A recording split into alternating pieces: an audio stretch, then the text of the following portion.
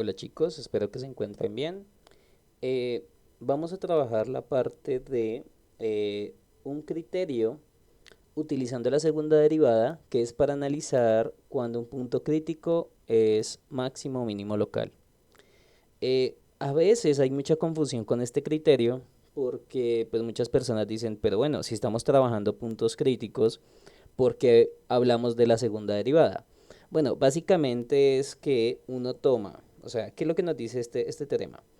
Bueno, tenemos una función que tiene que ser diferenciable en un intervalo, como hemos trabajado todo, entonces tiene que tener primera derivada y segunda derivada. Eh, bueno, realmente no es necesario que esté definida en todo el interior del intervalo i, que esto era una condición que pues habíamos visto antes, pero la estoy poniendo así porque usualmente los ejemplos de cálculo diferencial son de esa manera. Pero esto se puede incluso poner condiciones un poquito más débiles, ¿ok? Pero bueno, vamos a suponer que tenemos una función que tiene primera derivada y segunda derivada en el interior de un intervalo. Y además tenemos un punto crítico, que lo estamos llamando x igual a. Pero fíjense que además de ser punto crítico, estamos pidiendo la condición de que la imagen en A exista. Recuerden que cuando ustedes tienen un punto crítico, pueden haber puntos críticos ya sea de primer tipo, que es cuando la derivada es cero, que es esta condición. O sea, aquí lo que estamos indicando es que x igual a es punto crítico de primer tipo. Porque recuerden que hay dos tipos de puntos críticos. Uno que es cuya derivada es cero y la otra cuando la derivada no existe. Pero de nuevo, que la derivada sea, perdóname, que la derivada no exista no implica que la imagen no exista. O sea, tú puedes tener una función que tenga imagen, pero que la derivada no exista. ¿Listo? Entonces, aquí estamos tomando puntos críticos de primer tipo, que la derivada es cero, y además la imagen en el punto existe. Entonces, ¿qué es lo que pasa? Básicamente lo que uno hace es utilizar la segunda derivada y la evaluamos en el punto crítico. Bien, entonces si tenemos que la segunda derivada en A es negativa, automáticamente x igual a A es un punto de máximo local. Y esta es una consecuencia bien interesante, ¿no? Porque ustedes me podrían decir, eso quiere decir que no necesito hacer la tabla si solamente quiero mirar si es máximo o mínimo. Bueno, sí, entonces no tendrían que hacer el análisis del signo de la derivada para poder saber si un punto es un máximo o un mínimo local. Entonces, bueno, esa es como la ventaja de este teorema, que solamente evaluando podríamos verificar si un punto crítico de primer tipo cuya imagen exista, bueno, si es de primer tipo la imagen va a existir, pero pues no interesa y lo pongo de todas maneras para que no se me enreden. Con esas dos cositas, pues podemos verificar rápidamente si algo es un máximo local o en el otro caso, que es si al evaluar en la segunda derivada te da positivo, se deduce que el punto crítico es un mínimo local de la función en ese intervalo. Bien, entonces, esto es algo interesante porque podemos utilizar la segunda derivada para concluir si es máximo o mínimo local. Y es solamente evaluarlo en el punto. ¿Ok? Entonces, ahorita vamos a hacer unos ejemplos de esto. También toca tener en cuenta que si la segunda derivada es cero, el criterio no decide. Es decir, este criterio tiene una desventaja grandísima y es que si la segunda derivada es cero, pues no puedo decir si el punto es máximo, mínimo o ninguna de las dos. ¿Se acuerdan que pueden haber puntos críticos que no son ni de máximo ni de mínimo? Entonces, el verdadero dolor de cabeza es acá. Y ahorita pues vamos a intentar aterrizar esta condición, bien, con unos ejemplitos, ¿ok? Pero bueno, vamos a hacer la demostración de este teorema. La demostración de este teorema, por ejemplo, yo les voy a hacer solamente la parte uno porque pues la parte 2 es copiar y pegar. O sea, la condición es la misma, solamente que tenemos que utilizar una condición diferente en el límite, pero realmente es lo mismo. Entonces, ¿cómo se demuestra esto? Bueno, vamos a hacer la demostración de uno. Y esto radica en lo siguiente. Bueno, recuerden que tenemos una función que tiene derivada en cualquier punto y segunda derivada también en cualquier punto en el interior de un intervalo i. Y estamos imaginando que x igual a es un punto crítico donde la derivada es cero y la imagen en A existe. Entonces, bueno, por hipótesis, entonces la demostración empezaría así. Por hipótesis, tenemos que la segunda derivada en A existe, ¿no? Pues porque estamos diciendo que o es positiva o es negativa, o sea, esa segunda derivada existe. Bien. Y además, la derivada en A es cero. Y bueno, la imagen en A, pues no sé quién es, pero por lo menos me están diciendo que la derivada en A es cero. ¿Listo? Entonces ustedes dirán, bueno, profesor, ¿y esto por qué es importante hacer estas dos observaciones?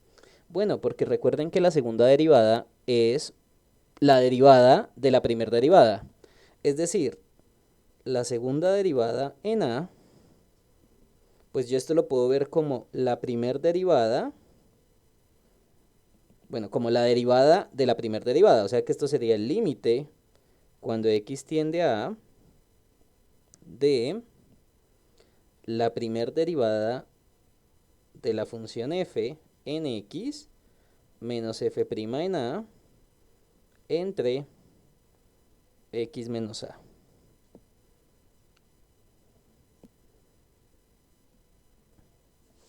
¿Listo? Entonces aquí estamos utilizando pues la definición de segunda derivada. Recuerden que la segunda derivada es la derivada de la primera derivada. Entonces podemos utilizar la definición de derivada, pero en vez de poner f de x y f de a, ponemos es f' de x y f' de a.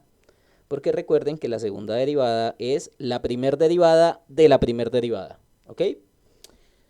Bueno, lo que sabemos es que esta segunda derivada, en el caso 1, ¿no? Nos están diciendo que es negativa, ¿no? Entonces, este límite es negativo.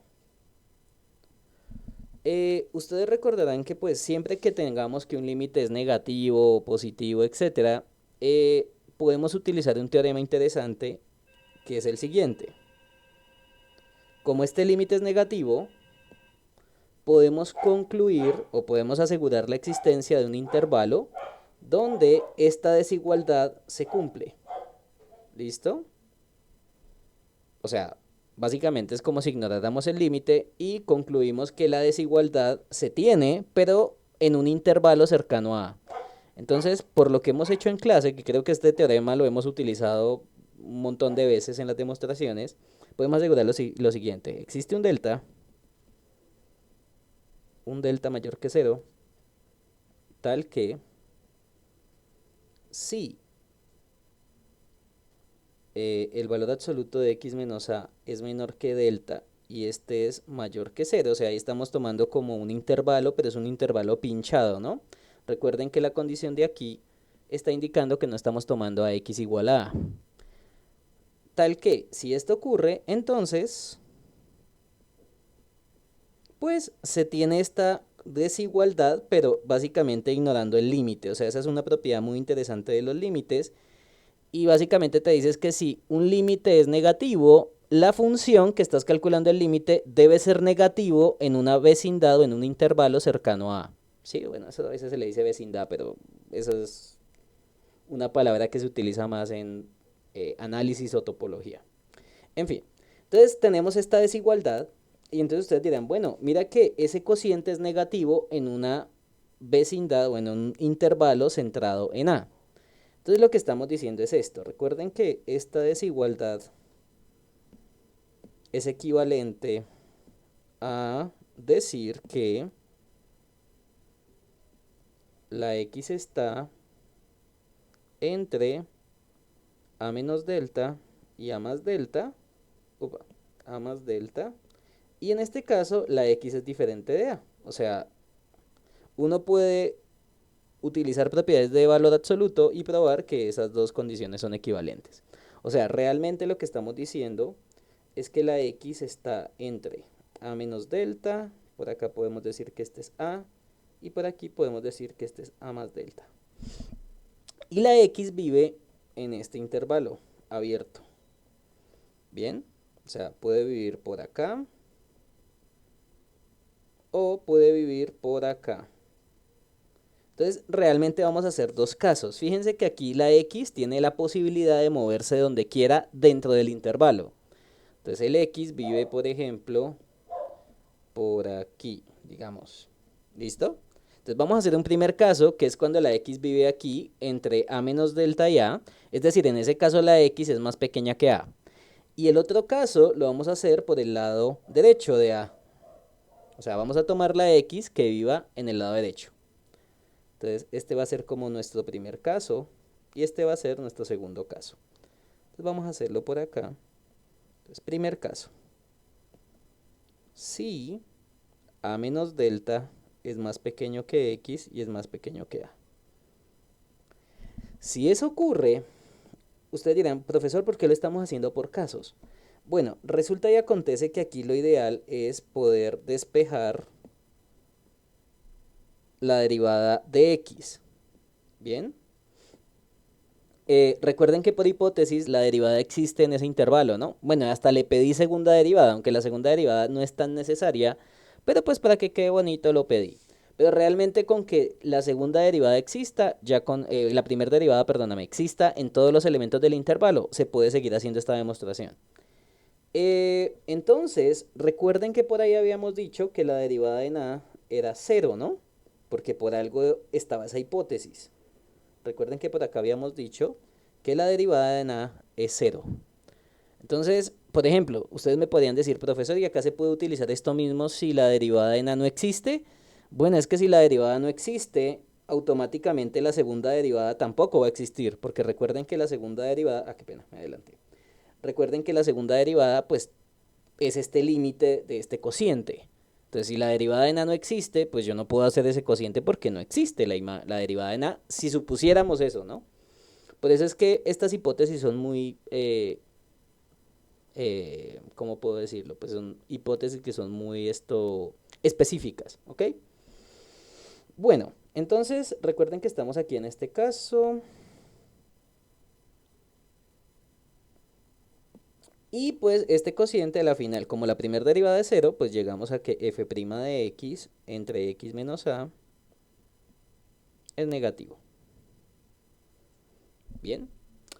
Ahora, ¿qué podemos hacer? Lo que podemos hacer es tomar este denominador y pasarlo al otro lado a multiplicar. Uno podría decir, no, pues lo puedo hacer con total impunidad. Realmente no.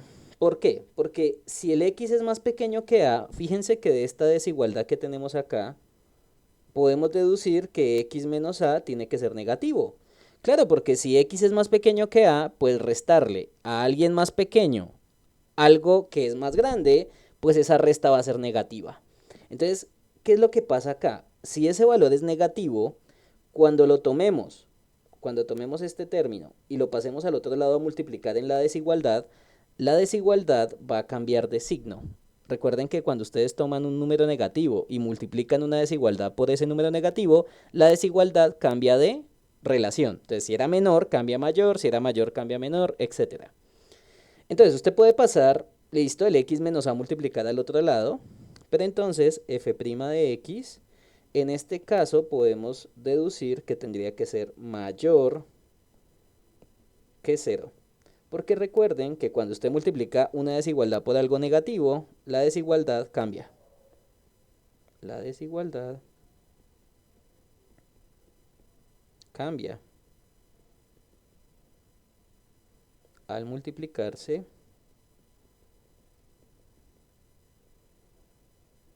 por un número negativo. ¿Listo? Porque en esa desigualdad, o sea, si tomamos un x en este primer intervalo, si quieren también lo podemos poner colorcito para que quede bonito.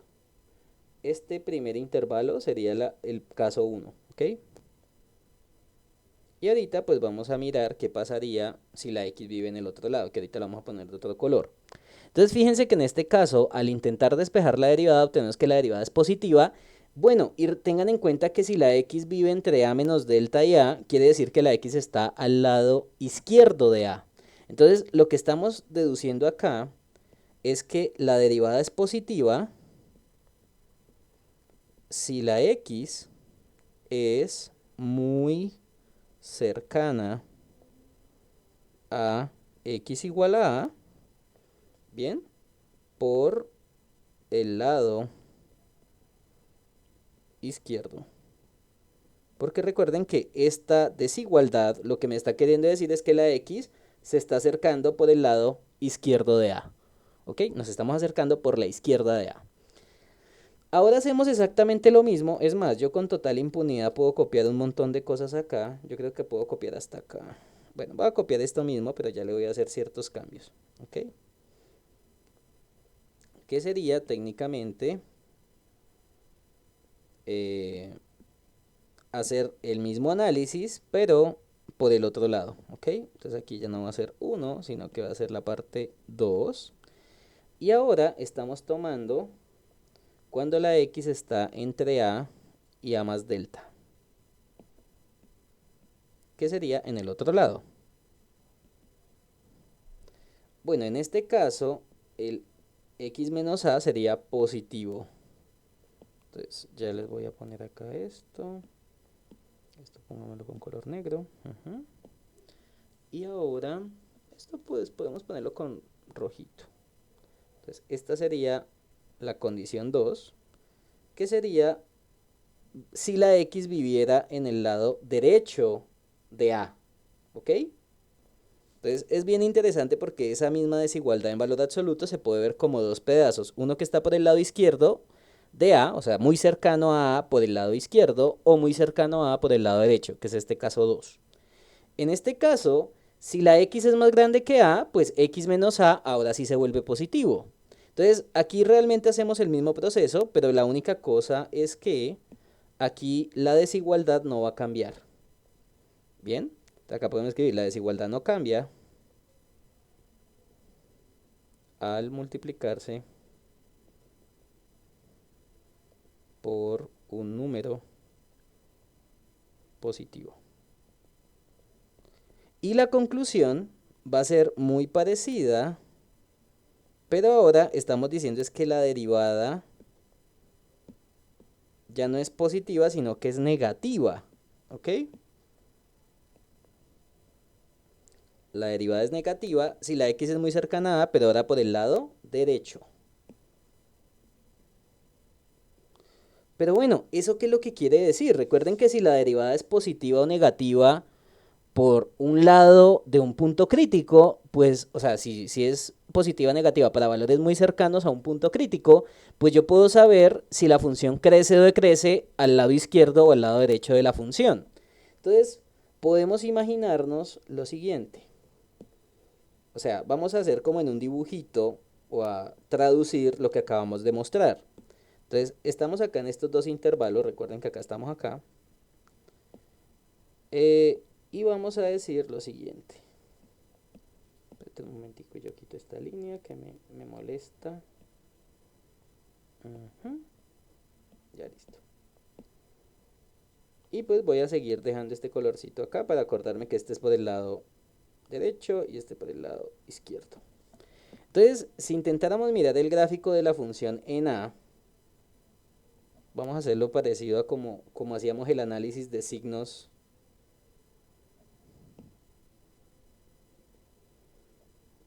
de la primera derivada, ¿no? Como lo aprendimos.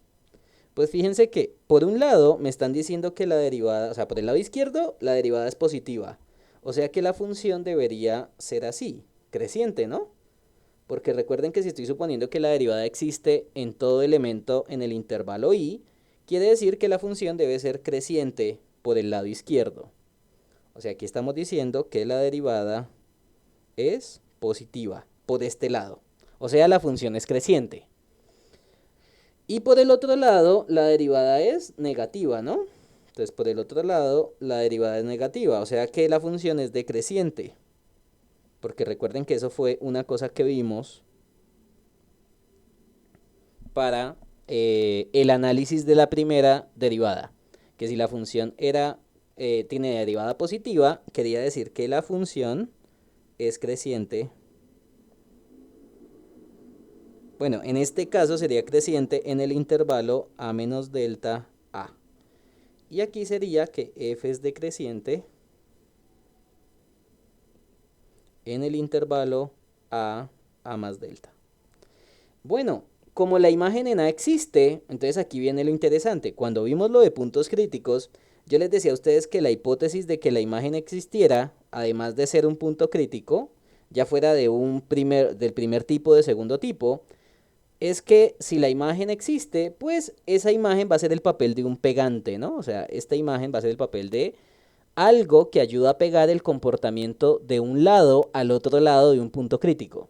Entonces, si la imagen en A existe, quiere decir que ustedes por acá pueden tomar y hacer un pegante aquí. ¿Bien? Entonces, más o menos el comportamiento del gráfico de la función a izquierda y derecha de ese punto crítico va a ser algo de este estilo.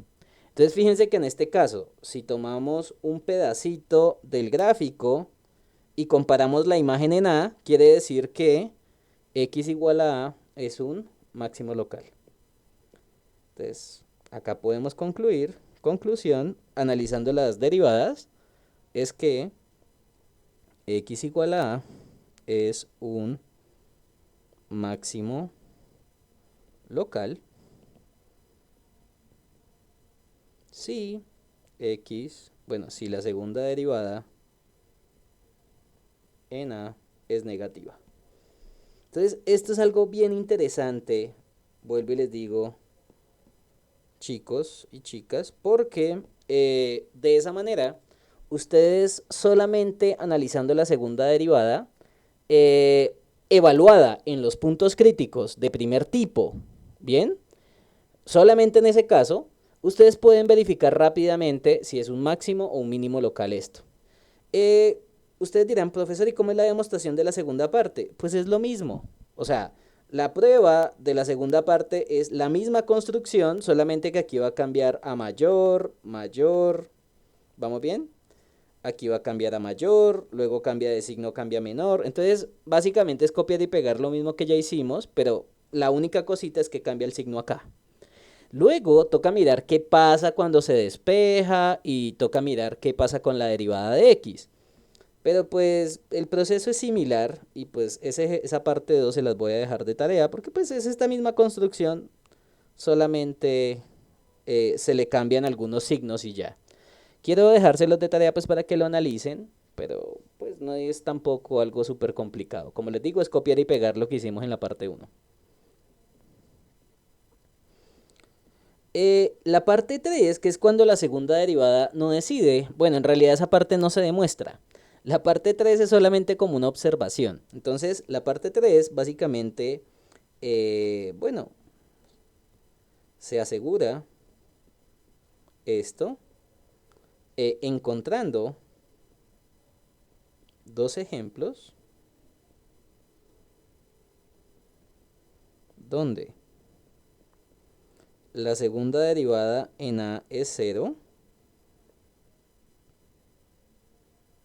y la primera derivada pues también es 0, porque recuerden que tiene que ser un punto crítico de primer tipo, pero x igual a en un caso es máximo o mínimo local y en el otro caso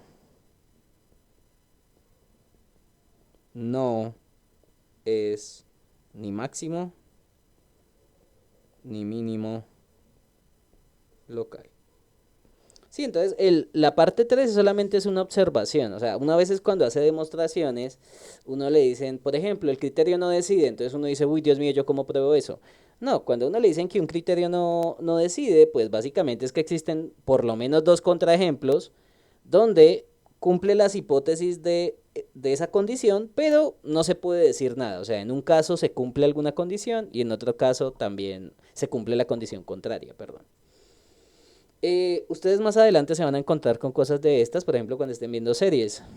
Cuando estén viendo series de potencias o convergencia en series, hay muchos criterios allá que te van a decir si pasa una cosa, converge, si pasa otra cosa, diverge, y si pasa otra cosa, el criterio no decide. Entonces no se asusten cuando oigan o cuando lean, perdón, cosas de este estilo. Si el criterio no decide, pues no pasa nada. Tocaría encontrar casos en donde precisamente no se pueda concluir nada. ¿Bien? Y pues bueno, quería también hacerle las siguientes observaciones. respecto a este método. Muchas personas a veces se ponen como de mal genio. Bueno, algunos estudiantes se ponen bravos porque me dicen, ay, profesor, pero usted, ¿por qué no me explicó esto de primera si usted me pone a hacer el análisis de la primera derivada? ¿Se acuerdan que el análisis de la primera derivada a usted le toca hacer una tabla, tomar representantes, mirar los signos de la derivada por izquierda y por derecha de cada punto crítico?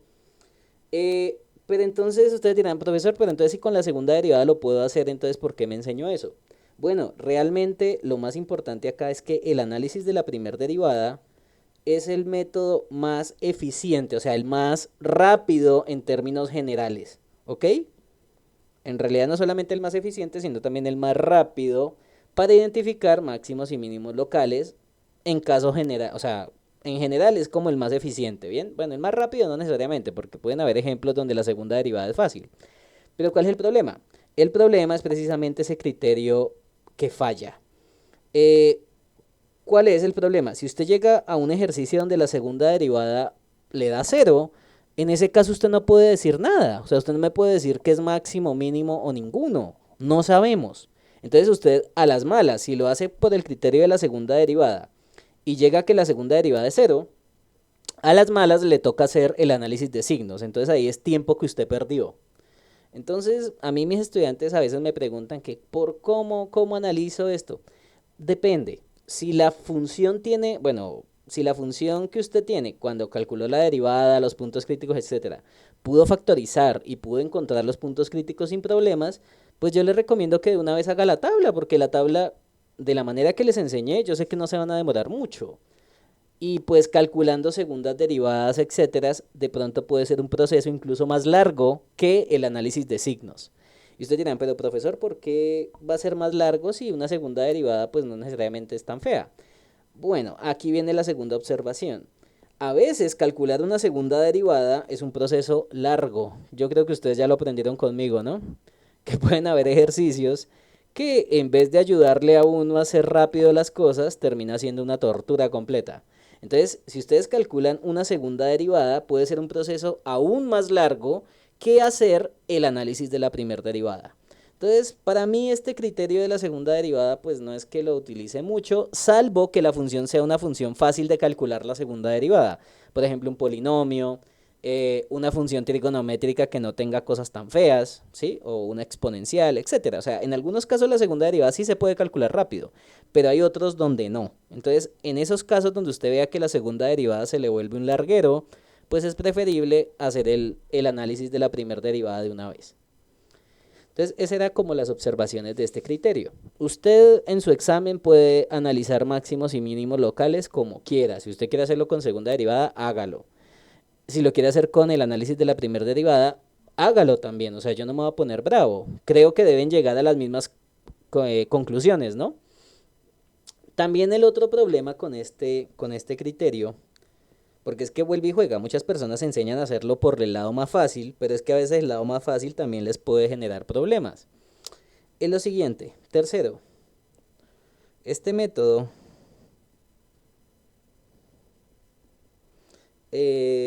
no ayuda a conocer los intervalos de crecimiento o de crecimiento de una función en un conjunto. Recuerden que ese conjunto pues puede ser el dominio o puede ser incluso una restricción. Entonces, también el dolor de cabeza es ese, que uno a veces como que se enseña a hacer las cosas por el lado más rápido, pero si en el problema le están preguntando intervalos de crecimiento, ahí ya no le va a servir de a mucho, porque de nuevo, si usted sabe que un punto en particular es máximo o mínimo local, pues usted no sabe si crece o decrece en otros lados. La única forma para saber intervalos de crecimiento de una manera eficiente, de una manera exacta, es haciendo el análisis de la primer derivada, que esto es lo que ustedes ya aprendieron conmigo. ¿Ok? Entonces, por eso les digo que el análisis de la primera derivada, pues con eso usted hace todo. ¿Se acuerdan que haciendo solamente la tablita, usted con eso pues podía calcular todo de ahí en adelante? ¿Ok? Bueno, no quiero dejar tan largo este video, o sea, este video va a ser solo de teoría. El próximo video pues va a ser de ejemplos de esto, ¿listo? Espero que estén bien, cuídense mucho, bendiciones.